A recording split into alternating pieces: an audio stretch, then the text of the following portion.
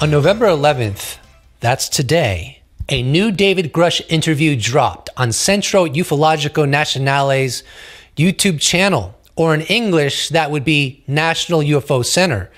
They are an Italian organization. Robert Pinotti and Paolo Gazzardi interviewed him. I perceive there is some new information from Grusch, and for my interests, and in particular, he goes into greater detail on the allegation of alien bodies being recovered than he has ever before. We'll cover that and some other quotes of his. Let's just dive right in. I'm going to go ahead and link to this interview right under the description. I'm certainly not going to cover every quote that Grusch had in this interview. In fact, it's only going to be a fraction. And it is my understanding that the YouTube channel that had this interview, National UFO Center, is going to drop the English version tomorrow. So keep your eyes peeled for that. I spent a long time transcribing the YouTube translation of the Italian. So the translation is what it is. Hopefully it's pretty accurate. And stay tuned for National UFO Center's YouTube channel publishing the English version where there's no dubs over David Grusch's voice tomorrow.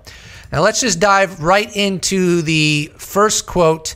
I'm kind of going to paraphrase the questions, but I'll give you the exact rendition of the answers according to the translation on YouTube. David Grusch was asked, "Can you tell us, as far as you are told and as far as you can, how many UFOs or UAP craft are in possession of the U.S. government?" And he responds, "This precise information was provided to me in a classified environment, and I in turn provided it to the authorities, as I said in my interview with News Nation.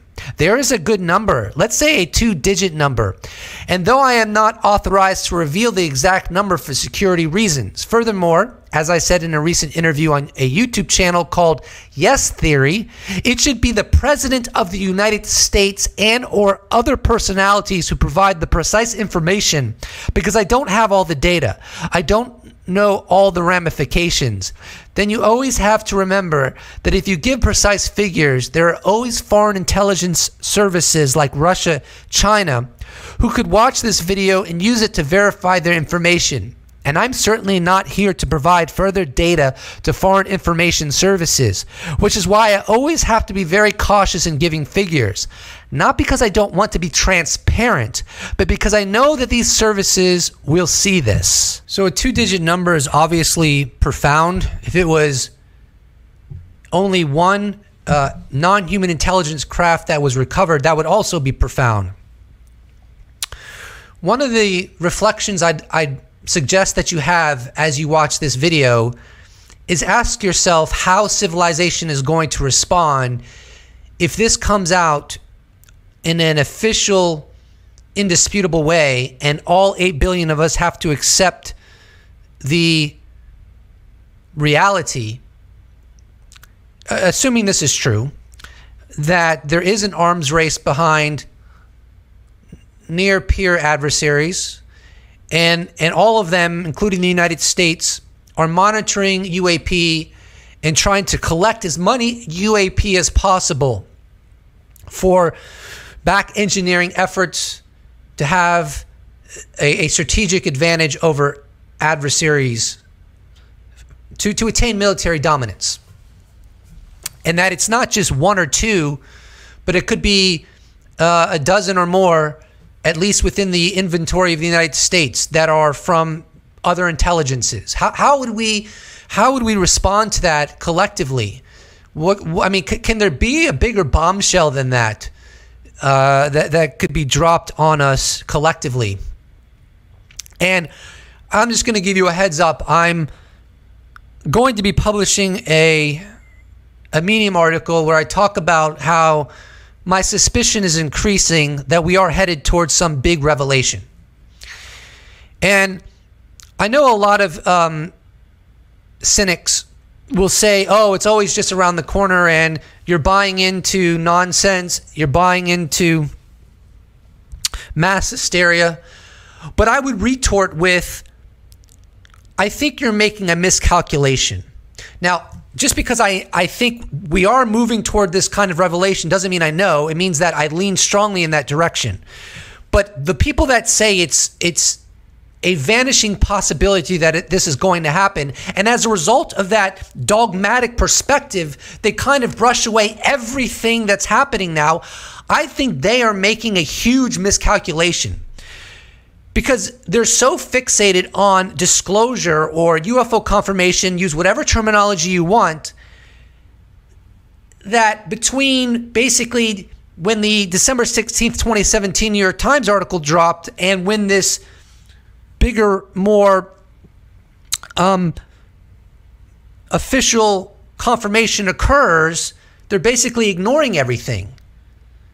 And so for them, it's a very binary, black and white analysis, to where I'll believe it when I see it. When that revelation happens, then I'll take it seriously. But no, you should have been taking it seriously for years now.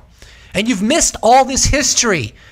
And you have dismissed all this history based on a binary perspective that you either have proof or you don't. When I would say, no, it's not like that.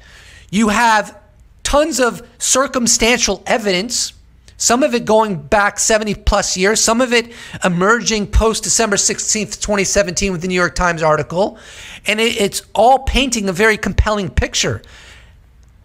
Of course, that picture it's painting has not risen to the epistemological nature of scientific proof, but it's still very compelling. So to me, you're the one that dropped the ball, not me, and I'm going to write an article about that. So in this next question and answer, the translation isn't that great, but toward the end, it's really interesting. And Grusch cites the Schumer legislation. So that's interesting too. Just bear in mind that the most interesting component, arguably, of the interview is where he goes into further detail about recovered biological entities. And we'll get there shortly. Anyways, the question was asked to David Grusch. Could you tell us about the involvement of private corporations into the reverse engineering program or programs? David Grusch responds, yes. Over the years, there have certainly been private companies involved, operating both in funded research centers and federal level, or on the basis of contracts with the U.S. government, as I mentioned in another interview. In the Manhattan Project, the federal government organized structured personnel security. What were the elements involved at the level of private companies? And that were those of the government and other elements, for example, such as the Atomic Energy Commission, which later became the Ministry of Energy, and then the Atomic Energy Commission. And this is why in Schumer amendment, which should be approved hopefully before your symposium, it is mentioned among others the Law on Atomic Energy of 1954, because it was understood that the measures to impose secrecy follow precisely the lines of nuclear safety. But this is in any case is another matter which we will see perhaps than I mentioned the Schumer Amendment, where we talk about of transclassification of foreign nuclear information, or TFN. And this is not a coincidence, because it means, for example, that if the United States, through intelligence operations, has stolen foreign nuclear secrets that they found interesting and wanted to make them their own, then they have transclassified them by transferring them in the protected environment of nuclear secrets. And if you read between the lines, this is precisely what the amendment is trying to avoid, because it is this type of maneuver that is abused to justify secrecy through the measures for national security. However, yes, there are private companies definitely involved. Now this is big, I have provided all their complete data to the congressional committees and to the Inspector General with all the details I am aware of, including their names and addresses. I have also made sure that people who worked on such programs report everything to the Inspector General. I mean, it wasn't something that just came from me. David Grusch was asked, are you aware or can you confirm the fact that murders have been committed for the purpose of maintaining secrecy on everything concerning the UFO UAP subject? David Grusch responds, I have no direct knowledge of this, but of the approximately 40 people I have interviewed, I would say about a dozen of them expressed concerns about murders committed in the past or unjustified disappearances of people. And certainly quite disturbing things have happened to me in my personal life, such as physical intimidation. All things that I reported to my agencies when I worked for the government. I have never suffered physical damage, but I have certainly been able to observe traces of what I consider to be legitimate extra-governmental activities, such as the intimidation that I and other of my colleagues have suffered. And I guarantee you that these are truly disturbing things. So in short, I have no direct knowledge of this, but I spoke to direct witnesses, government officials in possession of high security credentials, who made me aware of concerns regarding illicit activities such as murder and intimidation. I don't believe they were lying. I believe these genuine concerns. I'm the first to support the need for investigations to ascertain all this. Do you know what ECI is? I'm going to tell you. That's endless cosmic inquiries. When we finally, and I think that we will, but I don't know that we will, and I could be wrong, but when we finally passage into a post-disclosure world, there will be endless cosmic inquiries. It's not just going to be about the phenomenon. It's not just going to be about are abductions real? How many people are getting abducted? How often and how many craft are in our oceans? How many of them are manned? How many of them are unmanned? At any given time, how many of these craft are in our atmosphere? Likewise, how many are in near Earth orbit at any given time? But there's going to be endless questions about our very own government, such as, have there been murders of people so that they could keep this under wraps? Furthermore, were those murders motivated by any alleged deals that the U.S. government has made with non-human intelligence? If the U.S. government has made deals or pacts with any non-human intelligence or intelligences, what did that deal or deals comprise of? Did the U.S. government throw the American people under the bus and give these intelligences permission to do all kinds of nasty things to human beings? These are questions that are going to have to be objectively asked. And those loud voices that want to tell you what to believe and what's real, I suggest that you ignore those people because they don't have a clue. We are in uncharted territories. No one knows the truth. It's possible that NHI are fallible just as humans are, and some species are more enlightened than others, just as some human beings are more enlightened than others. The complexity that it may emerge in a post-disclosure world is unfathomable. I don't know if I'm ready for it. I don't know if you're ready for it. But it's what humanity needs, because the truth trumps all other concerns, at least for this. Okay, so this is where David Grusch starts getting into the biologics. The questioner asks, and I'm paraphrasing or shortening, you can confirm that the same kind of declarations that you publicly provided have been provided in classified environment by other military or intelligence officers regarding crashed UFOs and recovered entities. David Grusch responds, yes, these very facts have been confirmed to me by people with direct knowledge who have worked on these programs, i.e. that crashes happens and that we have recovered aircraft and biological material or bodies, if you prefer, as I have already reported previously. David Grusch is asked more about biologics a little bit later, but let's get into another question. He was asked by the questioner, can you provide at least an estimate of how many whistleblowers have come forward?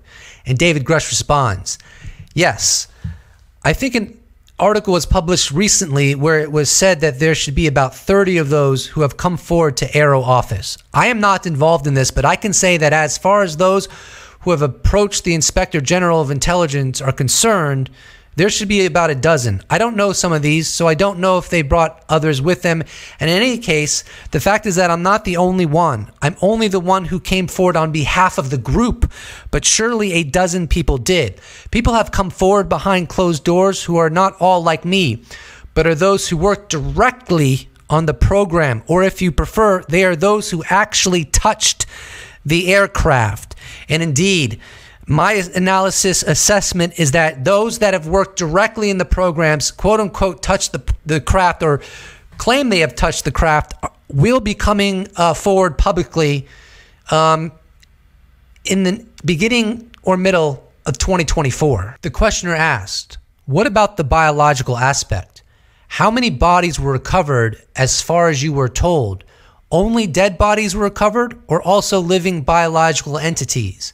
David Grusch responds, for sure, these are numbers like those of the recoveries from the crash. That is, in double digits. The biological finds presented different morphologies and were in different states. I will go further into this at a public level. However, I want to encourage the president and others who are entitled to report publicly on the recoveries of biological finds, and I urge the executive power of our country to inform the world. I'm not sure how good that translation is from the Italian to the English, but what I think one of the things Grusch is saying here is that he will go further into the specifics of the nature of the biological entities that were recovered at a later time. And he said that he wants to encourage the president and others who are entitled to report publicly on the recoveries of biological finds, and that he urges the executive power of our country to inform the world. And I think that makes a lot of sense. And I think some people might get upset at that perspective, but I actually think that's very logical. It's kind of weird that some Yahoo named David Grusch should inform the world about this extraordinarily profound discovery. No shade on Grusch. I say Yahoo endearingly or humorously. I mean, he was a high-level government official trusted with the most sensitive secrets of the U.S. government. But the point is, like, why is he coming out of the shadows to inform the world of the greatest discovery in human history? This is a personification of how mind-bendingly absurd the UFO cover-up is. It shouldn't be unfolding in this way. If indeed, and I lean toward this being the case, but if indeed crash recoveries have happened and biological entities have been recovered, well, that means we're not alone. That means there's another species or species out there that is engaging our world, our Earth, our people. What is going on? Have the president make some kind of official announcement and also provide scientific proof of the reality of it. Let us go into that next phase of our reality, of our evolution based upon these discoveries. It's just bizarre that David Grusch has to take it upon himself to come out of the woodworks and inform the public, and I think that's what he's getting at there. So I think that makes sense. He also cites. He also says that, regarding how many bodies have been recovered, it's in the double digits, and that they presented different morphologies and different states.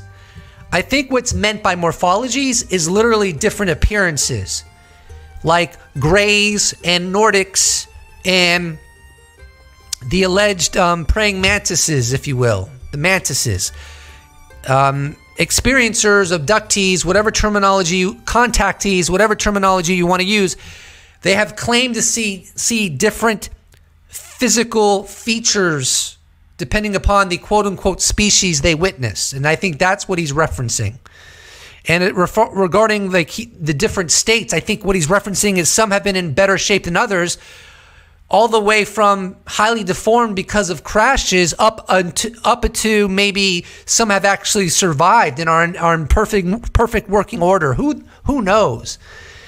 But if what he's saying is true, then we need to be informed of this, and the cover up and all this secrecy just needs to stop, because this is more absurd than any words I could string together to reveal how absurd it is. It seems impossible. And I've said before that I do have cognitive dissonance on this topic. On the other hand, the longer this goes, and you don't have representatives like Secretary of Defense Lloyd Austin and the Director of National Intelligence Avril Haines holding a press conference putting this to bed, and you have people coming out persistently, and this has been going on for 70 plus years, and it's only escalating now. You know, the further we progress in this, the more I become suspicious that this is absolutely true, that this is real. It's a mind job, as was said in the movie The Matrix by whatever his name is.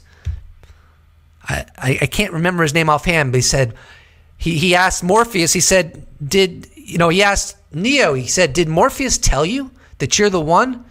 And I think Neo nodded yes. And he responded, "Jesus, what a mind job." Remember that? Well, I got news for you. I'm experiencing a mind job because this is continuing to go. This is continuing to progress. What do you think a healthy, normal, psychological adult is going to experience when this continues? A mind job. A mind job. And if this continues and we ultimately get confirmation of a level of complexity and mystery and bizarreness to our world, and we have to collectively digest that, we're all going to have a mind job. And frankly, I think we'll be better off because of it, for a variety of reasons that are beyond the scope of this video. Something that I covered in an earlier video regarding the Soul Foundation's upcoming conference.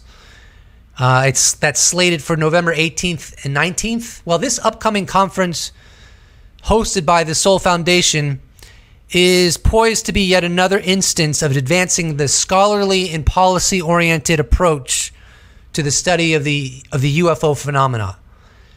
I believe it's going to take place at Stanford University, but one of the guests, and the only guest that I want to highlight, all the guests are amazing, but this one I want to highlight, is actually going to be Carl E. Nell, which is one of the whistleblowers, along with David Grusch.